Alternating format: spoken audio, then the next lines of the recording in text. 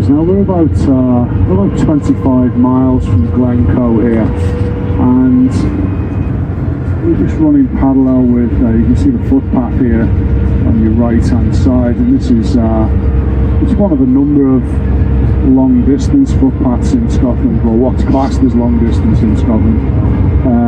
This is the West Highland Way, and it runs for just under 100 miles. It runs from just north of Glasgow, a place called Mulgai, all the way up to Fort William.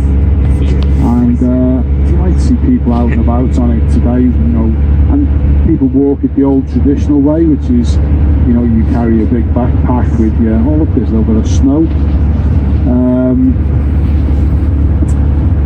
With your tent and your sleeping bag and all your cooking equipment, and you just walk from one location to wherever you end up that day in your wild camp.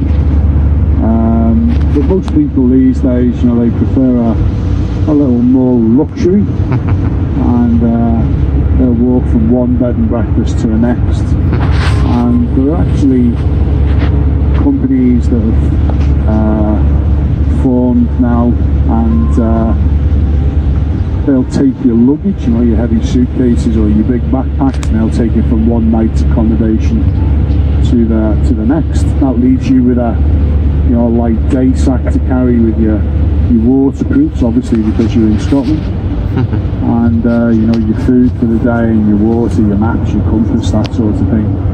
And it takes most people about between a week to 8 days or so to walk it.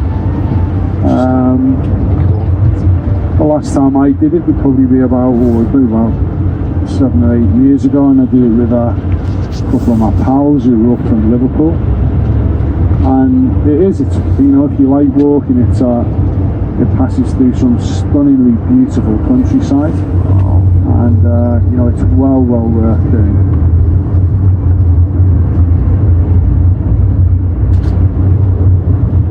Now, I said, you know, we're heading towards Glencoe, and we said that Glen means valley, and Glencoe translates as the Valley of the Weeping. Okay, now there's a couple of schools of thought as to how the Glen came by this name. One goes back to the time of the Picts, the ancient people who lived here in Scotland, even before it became known as Scotland. And they were very superstitious people, and they believed that lots of the things that you see in nature, you know, that they had a spirit. So they believed that the mountains had a spirit, that the rivers, the lochs. And you know, if you look at the hills here, you'll see, certainly over on your right, you'll see that there's lots of, you know, these big rills that run down the side of the hillside.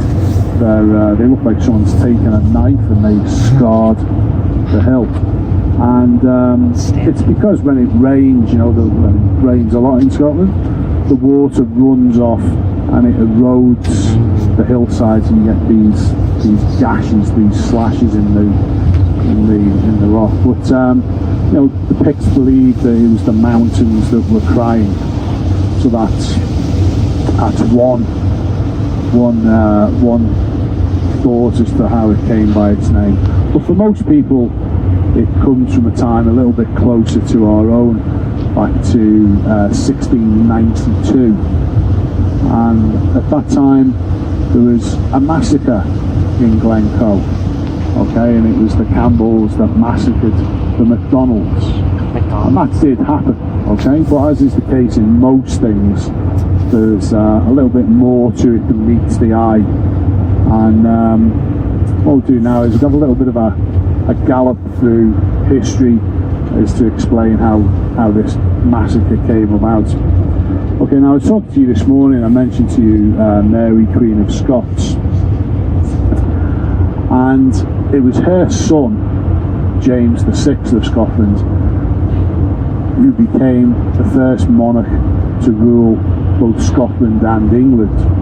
Okay, and he came to the throne in 1603 after the death of Elizabeth I. And after James came his son, Charles I. And at the end of Charles's reign, there was a civil war in the country.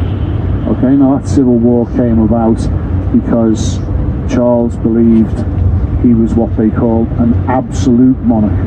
Okay, and he believed there was no one or no thing in the land that had higher authority than him. He believed the only thing above him was God. Okay, now naturally Parliament disagreed with him and matters came to a head, and there was a civil war. At the end of the civil war, Charles had lost, and not only did he lose the civil war, but he lost his head. His head was chopped off. And for a while after that, we were a republic, and the chief minister was a man called Oliver Cromwell. It was a very harsh and a very austere time in our history. And when Cromwell died in 1659, people wanted a change. You tend to look back at things and you think, oh, it wasn't that bad when Charles was here. I was able to go to the pub and I was able to get a drink and I could do this, that, and the other. And so people petitioned Parliament and they said, can we have the monarchy restored? But let's not give it the powers that it had before. So they ended up creating what they call a constitutional monarchy. That's what we have today with Elizabeth II. Okay, now people talk about Her Majesty's government or Her Majesty's treasury. The Queen is just a figurehead, and power lies with Parliament. They make the rules, they make the laws. Now, Charles II was a very capable, a very able monarch. But the problem that he had was that he and his wife could not have children. So when Charles died, the crown passed to his younger brother, James II. Now when James was a younger man, he was married to a Protestant lady called Anne Hyde. And by Anne, he had two daughters. The eldest daughter was called Mary, the youngest daughter was called Anne. Later in life, James divorced his wife and he married a Catholic lady. Now, condition of that marriage was that James convert to Catholicism. Now, not everyone was happy about this, and they saw this as a return to the Catholic monarchy through the back door. And James started to reward Catholics, giving them positions of power. Not everyone was happy about this. And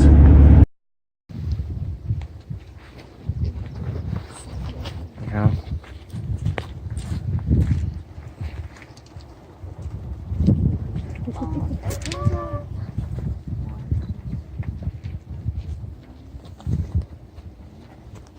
It's cool.